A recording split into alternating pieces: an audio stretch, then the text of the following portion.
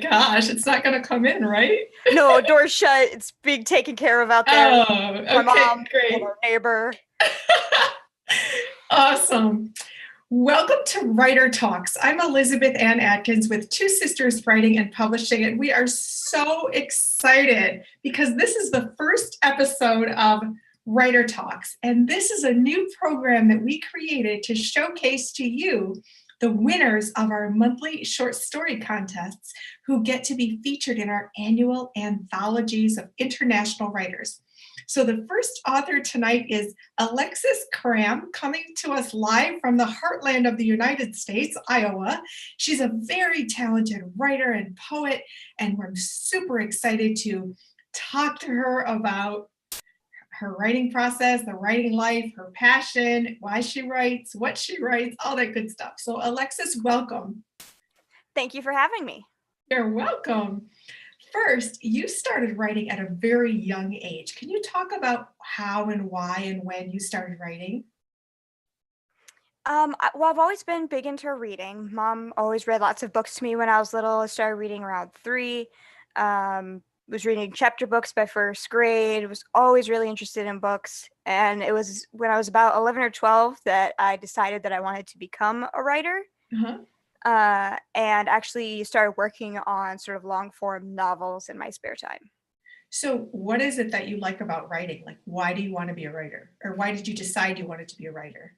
I just really like telling stories, and especially character-based stories. I really like building a character and putting them in an environment and um, sort of seeing how they react to that environment in a little bit of a way, Mm-hmm. if that makes sense. Yes, yes, I love it. So your story that's in the second annual anthology of international writers that we published is called Be Kind. And I just love the way you use awesome words. It's very descriptive. You take the reader there and it's just beautiful. So can you talk a little bit more about how you cultivated the craft of writing because you're so brilliant at it? Thank you very much. You're welcome. I definitely sought out a lot of tools early on. I found a website called just simply writing.com, and they had something called the writer's cramp. And it was sort of What's that? not as painful as it sounds. Okay. It was a daily writing challenge where they would give a prompt every day and then have a little miniature contest and it was free to enter. So it's just no prize money or anything like that, just sort of a for fun thing. So I started out doing that. And then my senior year of high school, I was able to take an online class in creative writing, and I was able to do some more stuff with that. Mhm. And then ultimately went to college for English and took some creative writing classes there. Mhm. Excellent. So are you working on anything right now? Yes, my current baby is called The Wings in the Wardrobe. Ooh, kind of like the wings behind you. I love that. Fairy Not exactly like wings. those, but uh, it takes place in sort of almost like a dystopian sci-fi sort of scenario where there's a lot of income disparity, where the poorest people kind of live in like single and two-story houses and kind of have dirt roads, and then the wealthy people have stuff like touchscreen computers and very high-tech stuff and extremely advanced medicine and stuff. And it Mhm. kind of revolves around a vigilante named Silver who uses wings, which are a very integral part of the story, where these people they're called flyers, anyone who uses the wings. With the advanced medication in this world, they've created a way for wings to attach to you, sort of tap into your spine, and you're able to use them to fly. Ooh, okay. I love that. So people always ask me this question, where do you get your ideas? So where do these ideas come from? All over, really. Just a small little thing will set me off on a tangent, and then Uh-huh. I'll write down little scraps, just paragraphs or sentences, and they might not make sense at the time, and then later I'll string them into something that's a little more coherent. so so Alexis, talk to me about your method. Like, do you have to write in the morning or the middle of the night? And do you have to have coffee? And What do you do? Um, a lot of my writing, I consider myself a procrastinating writer, where not because I put off my writing, which I do, but because when I'm writing, it's usually because I'm putting off doing something else. When I was in school, yeah, not the best habit, but Oh. when I was in school, Wow. I would often write during class. The teacher's talking and I'm writing down stuff, and it looks like I'm taking notes. Never got in trouble for it, so it's Right, right. that I was love always when I it. was the most productive. Uh-huh. So, how do you feel when you're writing? Do you feel like you're lost in space and like the whole world just goes away and you're just immersed in your creativity? A little bit. It definitely depends. Um, because sometimes it feels that way. Other times, I'm if I'm writing based off of something, which happens pretty frequently for me, especially with my poetry, Mhm. I'm looking at whatever is inspiring me, sort of the source of whatever I'm writing, and focusing on that. And a lot of times I won't even look at what I'm writing down. Uh-huh. My lines are all crooked halfway across the notebook, but whatever works to get the words down. Yeah, Uh, yeah. So do but you find that the I'm sorry, go ahead. oh, I was just gonna say, but there are definitely times where I wake up in the middle of the night and I can't sleep, and I just have to write and shut Yes. everything else out and just focus on that. Yes. Yes. And so Alexis, do you journal? Not as much as I should. Okay. Okay. It's definitely a habit that I get into more when I'm having trouble in my life. Getting my Oh. words down definitely helps me sort of ground myself Mhm. and um, make things clearer to me. Uh-huh, uh-huh. So you wrote a short story, you submitted it to our contest. Tell us how it feels to be recognized for your talent and your storytelling skills, and also to be published in a global anthology. It was so exciting. I can't even describe to you how I felt when first that I found out that I won the contest. I was ecstatic. I had never won anything for my writing before. Oh. Um, and then to find out that I was going to be published in an actual physical book, it was just like tangible proof that all of the work that I had done and all of the decisions I have made up to this point were worth it, because I now Oh. have this that I can hold up and show people, like, I'm in this. I helped. I worked on this.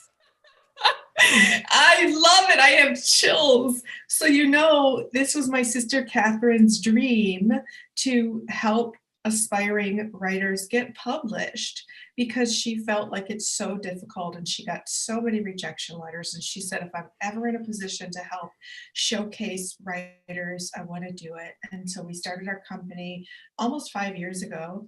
And she said, let's have a short story contest. And that's what happened. And now people like yourself get to be published in an international anthology. So, congratulations on that. It's really, really wonderful because writing is such a solitary act. It's almost like you're in a vacuum and it's just you and the words. And will the world ever see them? Will the world ever celebrate them? Will the world ever be impacted by them?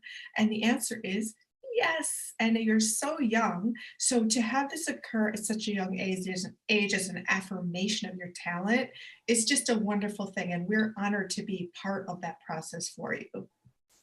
It was such an honor to be included in it. Honestly, I am so thankful that you guys even have this as an opportunity. It's so Mm, great, and yay. just dreams coming true. Yay, beautiful. Speaking of dreams, what are your biggest dreams for your writing? I hope to one day be able to finish a book. I haven't quite gotten to there. I Uh-huh, spread myself so thin. I've got like 4 different books that I work on at a time, yet to finish any of them. uh-huh. So I've kind of put that to the side for right now, and now I'm working on poetry. Okay. Um, I have a bit of it done at this point. It's easier to finish since it is Uh-huh. considerably shorter. I don't have to worry about a plot uh, with Right, with right. poetry. Uh-huh. And I'm hoping that at some point I'll be able to publish a book of my poetry that's all Ooh. based on fantasy. Oh, okay. And would you like to share some of your poetry tonight? I would love to. Okay, let's do it. In the hubbub that happened before we went live, I did leave my poetry book in the other room, so I will have to be right back. Oh, sure. Do you want to share what the hubbub was? Yeah, there's a possum in our kitchen. Hopefully it's gone now. I kind of had to in the middle of getting rid of it. Hopefully it shoot out the back door at this point, but I guess I'll find out when I go in there. All right, I'll be right here. Thank you. So I want to share a few things about the International Anthology because we showcase all of our authors who win the monthly contest, which you can join and enter at twosisterswriting.com/contest. And if you win, your story will also be showcased on our website, twosisterswriting.com. We have a picture of all the authors. We also have their story, and it's really wonderful. And I help Catherine judge the contests, and there's such a tremendously diverse range of storytelling styles and storytelling ideas and twists and turns, and it's really fun because I know as a writer, like my mind will just go in 10,000 directions, and so to watch how other people process sort of the same idea is really fascinating. For example, the last time I judged the contest, several writers had picked up sort of a theme of women recognizing where they are in their life, whether they're happy about it or not. And none of them knew each other. They were all separate writers, individuals, but they had the same theme. It was fascinating. And here she is, and hopefully there's no possum. There's no possum. Okay. It was very upset, but ran out the door at the first time. Okay. Well, we're super excited to hear your poetry. And this is fantasy, right, Alexis? Yes. Okay. A lot of my fantasy poems are based on characters from Dungeons and Dragons. Okay. That I or my friends have played. So if you read for like 1 or 2 minutes, that would be good. Okay. First one is actually a haiku style poem titled simply Her. Heels click, cold air blows. Long black windswept hair surrounds. Eyes but a dark pit. Staff tall and frigid, billowing cloak around her. Eyebrows tightly knit. She once fought for good. The world has turned her so cold. Now just a mere shell. Woo! Wait! It's like you eat something too fast and you don't get to savor every little bit. You know what I mean? Yeah. That's amazing. I love it. So like it's so vivid and it's so crisp and it's so clean, and yet it has such rich texture. I love that. So that's another thing about when you read poetry on a page, you can savor it slowly, you know? Okay, so more. Okay, this one's called Phoenix. I will go down in flames and rise from the ash. The things I've seen and done, I will burn them away. Arise, pure, new and shiny, eyes of innocence, happiness. My wings unfurled will carry me away from here. Oh! I love that. So powerful. Okay. And then the other one I wanted to read was actually in this notebook. So do you have notebooks all over the place with your poetry? I do. Can you hold one up? Are they like glittery or? This one I actually got from regular? Disney World. Ooh, a princess. Okay. It's got one on each side, but I like it because the pages, the lines are pretty big. Okay. And it's pretty nice for about the size of what I like to make most of my poetry. I've got a couple longer ones, but most of them fit on just one of these pages. Yeah. So I do like that. All of my notebooks are pretty small size when it comes to this. Uh-huh. I like to keep them small so that they fit in my purse and I can carry them with me wherever I go. Take them to work, whatever the case may be. And do you only handwrite or do you use a computer? I use a computer sometimes. Everything that I handwrite eventually becomes digital. Mm-hmm. But I don't have a computer on me everywhere I go. And a lot of times my poetry happens when I'm out and about somewhere or I'm bored at work and I need something to do, stuff like that. Did you hear her say, my poetry happens? I love that. Oh my gosh. Okay, I'm ready for more. Okay. This one is titled after the character that it was written about, named Harper. I feel the burning light within me. It is not pure, it is pain. It is angelic, it is power, pristine. My work is done in the shadows, a blade in the dark, a hand in your satchel. The light must be hidden. I am here to help the helpless, the downtrodden, the poor. Do not challenge me if you can find me. Your coffers will survive. You will not. Ooh, wow, wow, wow, wow. Alexis, do you read a lot? Very much so, yeah.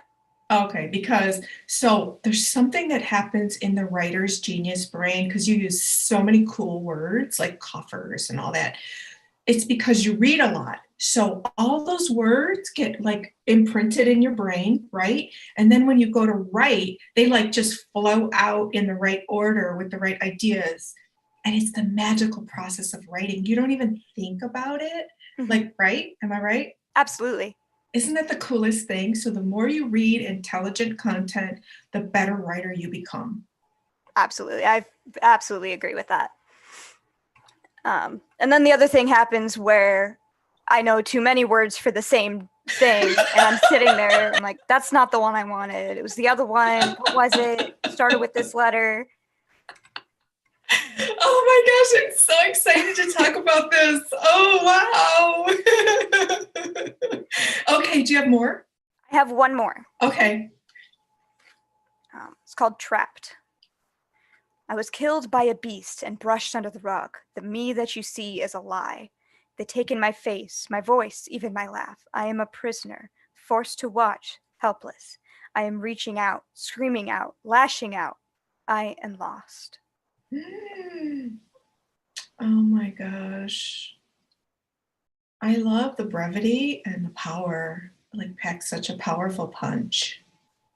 It's excellent. Really, really good. Thank you. Wow, Alexis, thank you for sharing that. Really, really cool. I hope you do compile a book because it would be delightful to sit and read that. Or do you do anything digitally like a blog? I don't have a blog right now. I do occasionally post things on my Patreon as far as writing, although that's more art focused right now. I've got my fingers in all sorts of pies when it comes to creative projects. That's awesome. I painted that. Ooh, what is it? A bird? A woman? A woman. Oh, wow. That's really cool. I like it. So I do costuming, I do art, I do painting, I do sketches, I do writing. I'm all over the place. I love it. That's beautiful. So what's your ultimate goal? My ultimate goal is to become a writer fully and finish one of my novels and get it published. So what does become a novel fully mean? I mean, become a writer fully? What does that mean? Finish a book. Finish writing a book and get it published. It's great to have my short story published, but it would be great to be able to have a book that just has my name on the front cover, and it is fully my work. Right. So, okay, so first, I think you are a writer. So I hope you can claim that because you have to be a writer to write what that brilliant poetry that you just shared and your short story that's in the anthology. So you are a writer, but you want to be a published author of a novel, right? Yes. So what kind of novel would that be? Fantasy and sci-fi are kind of my main genres. I've got one in the works about Greek mythology, one in the works about zombies, and then the Wings in the Wardrobe that I told you about. There was another one that I worked on when I was little, that when I was in middle school, that probably won't make a return. Little out there. And then another one that I wrote when I was younger that I might try to rewrite. That one was about vampires. Okay. And so do you see yourself writing for a particular publisher, or what's your vision of being a published author? I don't have any particular publishers in mind. Mhm. I was actually accepted for publication at one point for a children's story that I wrote, Mhm. but I was not able to fully get through with it because I was not able to afford an illustrator. Oh, so that raises a really good point that people come to us all the time. I have a children's book. And then we're like, do you have an illustrator? And we recommend that you go to the art department at local colleges where artists might, uh-oh, That's my dog. wants to be on YouTube. So get down. He can come in if you want. Oh, poor thing. She's fine. She's just Okay. wondered where I'm at. Oh, uh-oh, here comes mom. She doesn't want to Okay. be on camera. She's not a fan. Oh, okay. But there are many ways around the financial mountains of publishing. So if you were to talk with a local art school, there might be a graphic illustrator who would partner with you just to have a portfolio item that they could point to and say, look, I illustrated her book. And maybe it would be like a trade. You could write something for them and they could do your artwork, you know? So Mm-hmm. there are ways around the financial constraints of publishing just to get it done. Or you could do a GoFundMe page. People do that all the time with great success. Definitely So, something to look into. Yeah, I yeah, hadn't considered the college student angle. I'll definitely have to look into that. Thank you. you're welcome. And these days, with everything virtual, it's super easy to connect with people, other creatives. So I would just explore online where you might find that. So I wanted to ask you that as well, Alexis. During the coronavirus pandemic, I don't know how things are in Iowa, but here in Michigan, our governor just had another shutdown for 3 weeks issued this week. And so I'm staying home, I'm writing, I'm happy as a clam, just staying home and being creative and totally focused. How are you handling it as a writer? It hasn't affected me too much either on that front. I Before the pandemic, I was working at the local river museum and aquarium in Dubuque, Iowa. Uh-huh. We shut down for a few weeks, and when they reopened, I wasn't personally comfortable with going back. Iowa hasn't been great about COVID Oh, response. really? Oh, But I've been staying home. I got into video game streaming on Twitch, um, and then my computer broke, and oh, been waiting on a part that's on back order for 2.5 weeks now. So wow. that's great. But Oh. keeping my head up and just trying to focus my energies into anything that I can at this point. Well, that's the point of writing. I feel like it's a tremendous retreat when you immerse in your creativity and your genius zone. It's like the whole world just kind of fades to gray, for me anyway.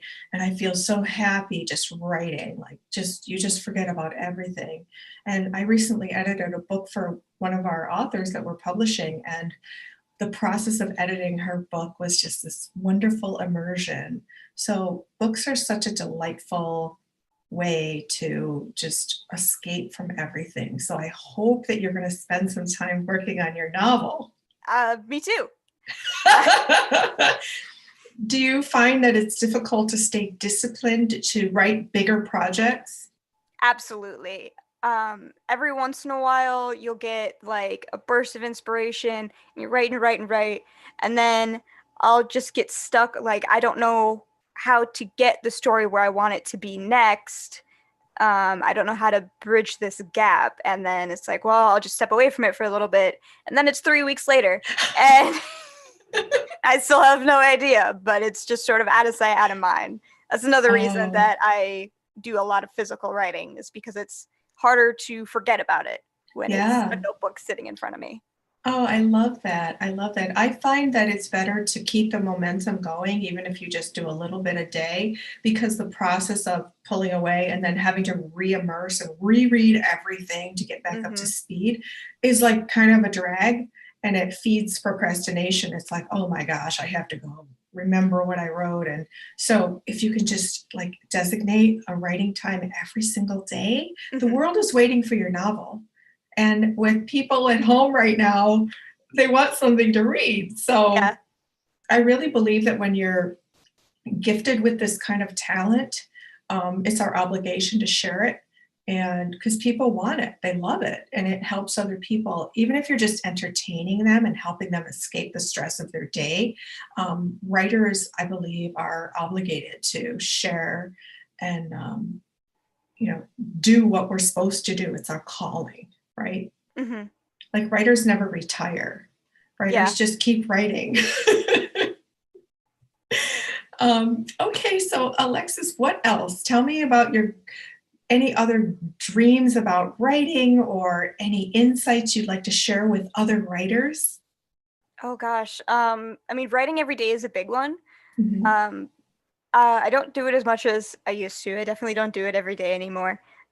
When I was in college, I had a great English professor who had us do daily journals. Ooh. So doing those as sort of an assignment, and she wouldn't even fully read it. She would just check to make sure that the notebook page was full. So you could write whatever you wanted, and it was great because sometimes I would just be writing the lyrics to a song, but as long as I was putting the pencil to paper, I was able to. I mean, really, I was able to keep the juices flowing and able to continue writing because it doesn't always have to be creative writing. It doesn't always have to be what you did that day, but as long as you get in the motion of writing something every day, it doesn't matter what it is, it'll keep you in the habit. And then eventually you will get back to the creative writing or the daily journaling or the daily, like Mhm. what you did that day. Right, right, right, right. I love it. But you know what? Writing out song lyrics is not a joke because your memory has to really work to remember the order and everything. So that's a good exercise. Mhm. Wow, I love that. Excellent. Well, I am so happy that you joined us here today on Writer Talks. You are the first short story writer that we're featuring on this new program, and we're going to be back every Monday evening at 7 o'clock Eastern Time, right here on the Two Sisters Writing and Publishing YouTube channel. And Alexis, I'm so proud of you. I'm just so impressed with your poetry. That was just absolutely delightful. Thank you very much. You're welcome. So tell me what you're going to be working on next. I'm gonna keep working on poetry, I think, for the time being, Mhm. because I do really love the idea of having a book of poetry that's just all fantasy based. I feel like a Ooh. lot of poetry is introspective or um, about the world around you, which is all great. You Mhm. don't very often see fantasy or sci-fi or fiction-based poetry, and Mhm. it's something that I would like to see more of. Mhm. What's your definition of fantasy? What does that mean? Um, I For me, the difference between sci-fi and fantasy is the explanation of something. Mhm. Uh, Fantasy, if there's something that you don't fully understand, it's magic. It's Ooh. it's magic. There's elves and trolls and giants and whatever other fantastical things. In sci-fi, it's science. Uh-huh. It's still science fiction, but it's based and grounded like this is a possible future. This could maybe happen in an alternate universe. Whereas fantasy is like it's historical, often based in history, but fantastical and not really meant to be perceived as reality. Oh, I love that. That sounds wonderful. Fantastical is one of my favorite words. You are such a delight. So, Alexis Cram, thank you so much. Your story is Be Kind, and it's in the International Anthology of Short Story Writers for Two Sisters Writing and Publishing. I am going to put the link to Amazon where you can purchase the anthology and read her story, or you can go to twosisterswriting.com/contest winners and read it there. And I'm also going to put a link to, those are all the links I'm putting. Sorry. Sorry. But if you're finding that you're enjoying this program, please like, share, subscribe, and comment. We'd love for you to return next Monday evening to meet another of our authors on Writer Talks here on the Two Sisters Writing and Publishing channel. So let's all wish Alexis Cram the biggest, best success ever, and hope that she will return to talk about her published novel. Thank you, Alexis, so much. Thank you so much for having me. You're welcome. Happy writing.